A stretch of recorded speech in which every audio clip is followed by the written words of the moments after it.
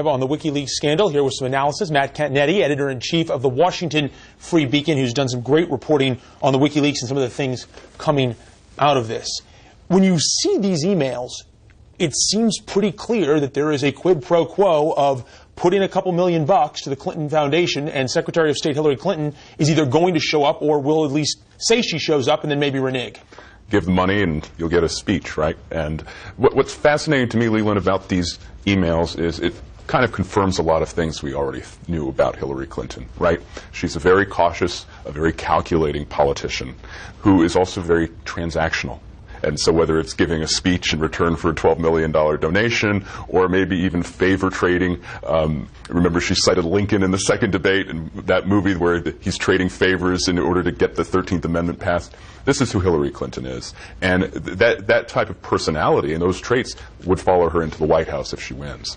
One thing that's interesting, though, is that we're getting a real inside look at the Clinton campaign itself. These emails, whoever stole them, be it the Russians that the U.S. intelligence thinks or just somebody else, if you looked at almost any other campaign and really looked at sort of the underbelly of the internal machinations of it, you'd see the same petty jealousies. You'd see the same sorority house antics at some levels of, this person said this mean thing about me and that mean thing about them and all these kinds of things. The question is, would you see that kind of favor trading in the transactional behavior of you vote for my bill, I vote for your bill, you do this for me, I'll show up at that event? Having spent over a decade in D.C., I do think you would see some of it. Probably not as explicit as in the Huma Abedin email that Molly quoted in her piece, but this is very typical of politics, I think, on both sides of the aisle. What the Clintons do and what the Hillary Clinton team does is they're a little bit more just upfront about it, and it's just much more obvious and gratuitous in some ways when the Clintons engage in it. Well, and they put a price tag on the Lincoln bedroom. They put a price tag on a lot of things.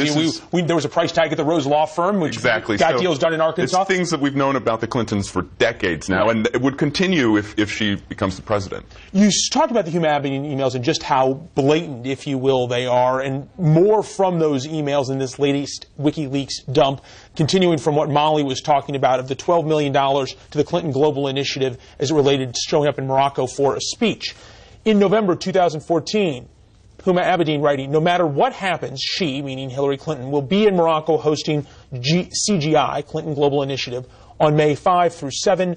Her presence was a condition for the Moroccans to proceed, so there is no going back on this. Now, we now know that Hillary Clinton didn't show up. Bill and Chelsea did. Also, this was after her time as Secretary of State. Does that change things? Well, one of the things it reveals is the political concerns from within the campaign about this speech, because here is the country, the Kingdom of Morocco, that had been cited by Hillary's own State Department for human rights violations and elections and such. So the campaign was very much aware and is aware about Hillary's messes.